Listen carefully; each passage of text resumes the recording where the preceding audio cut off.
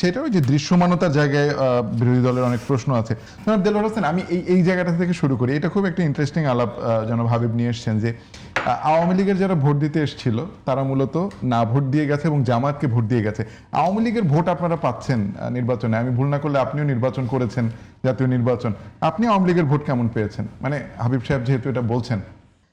আসলে হাবিব ভাই যেটা বলেছেন যে সব ভিত্তিহীন যে অভিযোগগুলো আসতেছে, আমি জাস্ট আজকে পর্যন্ত একটা তথ্য আপনাকে দিতে চাই, যেটা জাতীয় পত্রিকাগুলো থেকে নেওয়া।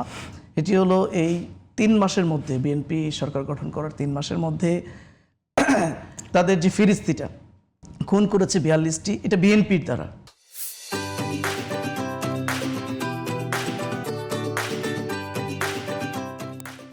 ধর্ষণ হয়েছে 21টির ঘটনা, চাঁদাবাজির নিউজ গণমাধ্যমে এসেছে প্রায় 118টা বিএনপির বিরুদ্ধে, হামলা সংঘর্ষের ঘটনা ঘটেছে প্রায় 263টি, লুটপাটের ঘটনা ঘটেছে 21টি, দখল করেছে 32টি, মাদক ব্যবসার সাথে ঘটনা ঘটেছে 43টি, চুরি করেছে 52টি, শিক্ষা প্রতিষ্ঠান সন্ত্রাস করেছে 60টি, লীগ পুনর্বাসন করেছে হলো 25টি, পত্রিকার নিউজ, টেন্ডারবাজি করেছে 60টি, গুজব ছড়িয়েছে 20টি, নারী নির্যাতন করেছে 19টি, দুর্নীতি করেছে 26টি, গণতন্ত্রে বাধা দিয়েছে 27টি।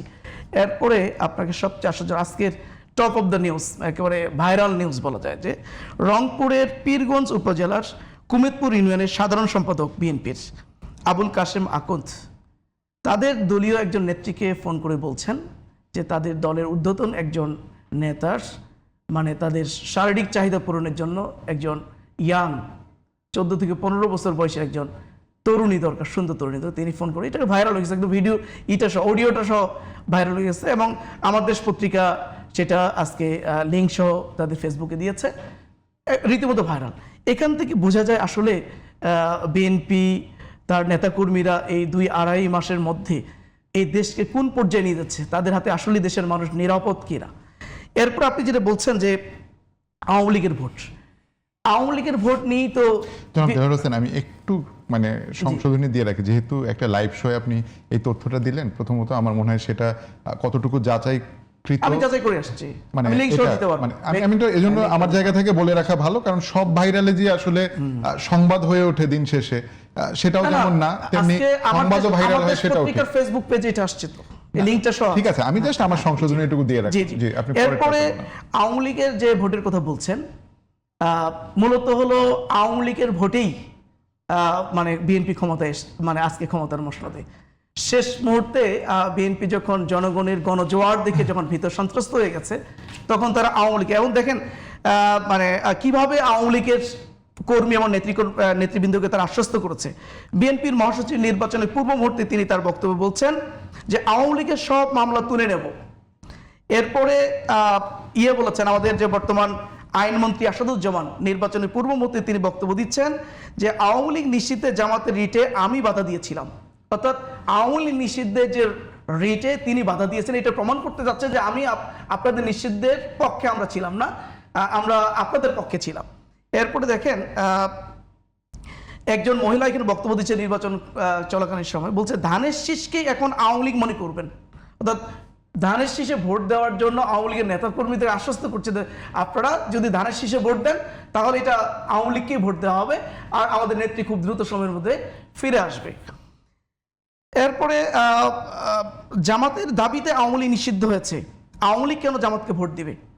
বর্তমানে যে মাহমুদ্দিন খোকন সাহেব, বারের নবনির্বাচিত প্রেসিডেন্ট, তার নির্বাচন আগ মুহূর্তে এইভাবেই তারা কিন্তু আওয়ামী লীগের নেতাকর্মীদেরকে আকৃষ্ট করেছেন এবং তাদেরকে আশ্বস্ত করেছেন আপনাদের মামলা তুলে নেব, আপনারা নির্ভয়ে রাজনীতি করতে পারবেন বাড়ি, এবং প্র্যাকটিক্যালি তাই হয়েছে।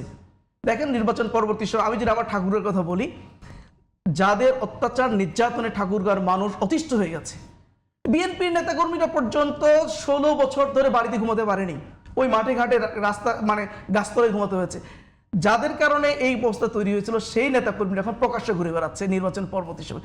তার মানে এদেরকে নির্বাচনে ঠিক 1 সপ্তাহ আগে ফিল্ডে নিয়ে আসা হয়েছিল, শুধু বিএনপির পক্ষে নির্বাচন করার জন্য, ভোট করার জন্য।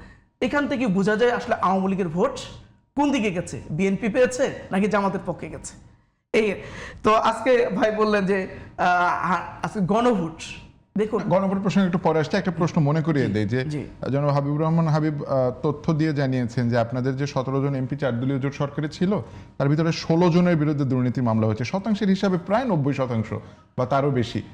এ বিষয়ে মানে তিনি বলছেন যে যখন নিজেরাই দুর্নীতির সঙ্গে জড়িত থাকেন বা অভিযোগ থাকে তখন আরেকটা দলকে এভাবে করে দুর্নীতিবাজ বলা যায় কিনা? আমি এই ব্যাপারে হাবিব ভাইকে বিনয়ের সাথে অনুরোধ করবো, ওনার কাছে যদি এরকম কোনো তথ্য থাকে সেই তথ্যটা উপস্থাপন করুক যে আমাদের 18 জন এমপির মধ্যে 17 জন এই দুর্নীতিগ্রস্ত ছিল। জি, 17 জনের ভিতরে 16 জন।